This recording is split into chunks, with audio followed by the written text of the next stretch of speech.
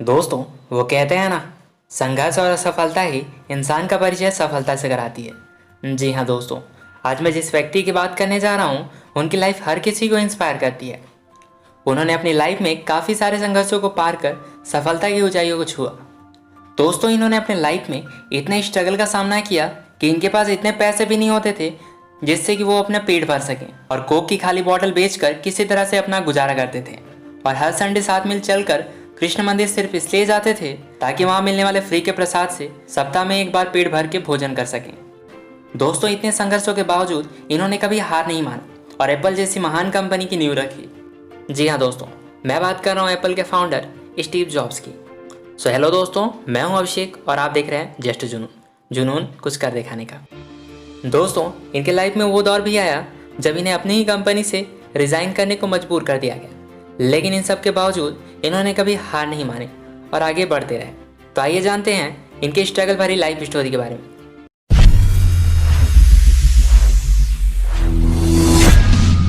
दोस्तों, Steve jobs का जन्म 24 फरवरी 1955 में कैलिफोर्निया के सीरिया के मुस्लिम परिवार में हुआ। इनकी माता का नाम जॉनी सिम्पसन था।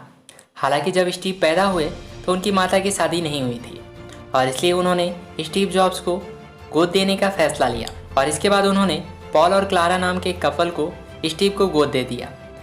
पॉल, जिन्होंने जॉब्स को गोद लिया, वे एक मैकेनिक थे और बाद में उन्होंने गैरेज खोल लिया, और उनकी माँ क्लारा एक अकाउंटेंट थी।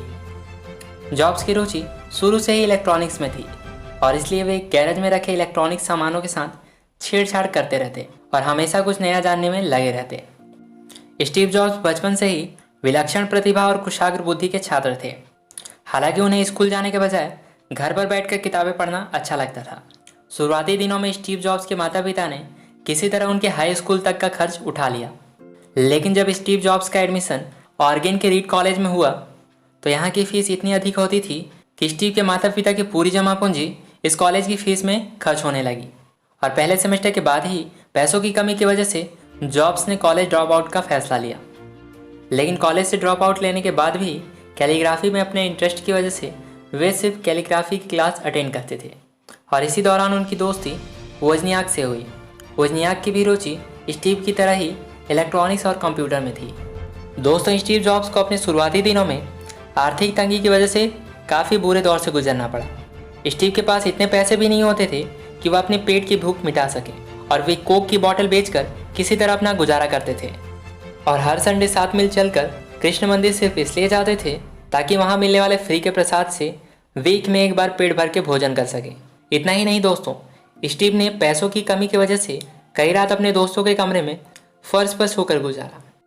दोस्तों, स्टीव जॉब्स के अंदर दृढ़ इच्छा शक्ति और प्रतिभा की कोई कमी नहीं थी, और इसी के चलते 1972 में एक वीडियो गेम बनाने वाली कंपनी डेवलिंग में काम करने का मौका मिला। लेकिन स्टीव इस जॉब से भी संतुष्ट नहीं हुए और उन्होंने इतनी तंगी के बावजूद यह जॉब भी छोड़ दिया, और जॉब से बचाए हुए पैसों से स्टीव भारत घूमने के लिए आ गए और सन 1974 में 7-8 महीनों तक भारत के उत्तर प्रदेश, हिमाचल प्रदेश और दिल्ली में व्यतीत किया और बौद्ध धर्म का ज्ञान प्राप्त किया।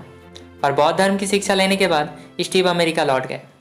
हालांकि भारत से लौटने के बाद स्टीव अब पहले जैसे नहीं रहे, वे पूरी तरह से बदल गए थे और उन्होंने फिर से नौकरी ज्वाइन कर ली। और इसी बीच एक बार जब स्टीव के दोस्त वोजनियाक ने अपने पर्सनल कंप्यूटर का निर्माण किया तो स्टीव उसे देखकर बहुत खुश हुए, और इसके बाद से ही स्टीव को कंप्यूटर बनाने के बिजनेस का आइडिया आया।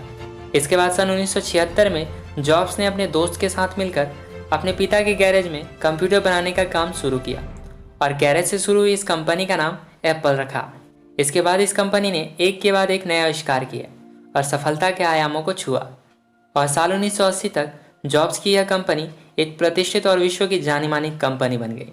दोस्तों, एप्पल की हो रही लगातार कामयाबी को उस समय ब्रेक लगा जब उन्होंने एप्पल 3 और लिशा कंप्यूटर लॉन्च किया, जो पूरी तरह फ्लॉप हुए, और इसके बाद कई अन्य कारणों से कंपनी को काफ़ी लॉस हुआ, और इसके लिए स्टीव को जिम्मेदार माना गया और उन पर कंपनी छोड़ने का काफ़ी प्रेशर पड़ा, और सन 1985 में स्टीव ने अपनी ही कंपनी से इस्तीफा दे दिया। दोस्तों, खुद की कंपनी से ही बाहर निकाले जाने के बावजूद स्टीव जॉब्स फिर भी हार नहीं माने, और उन्होंने इस मौके का फ़ायदा उठाते हुए नेक्स्ट कंप्यूटर के रूप में एक नई कंपनी की शुरुआत की, और साल 1988 में इस कंपनी ने अपना पहला कंप्यूटर लॉन्च किया। परंतु कंप्यूटर के महंगे होने के कारण कंपनी को काफ़ी नुकसान हुआ और इसके बाद स्टीव ने अपने इस कंप्यूटर कंपनी को एक सॉफ्टवेयर कंपनी में तब्दील कर दिया और इसके बाद इस कंपनी ने काफ़ी ग्रो किया।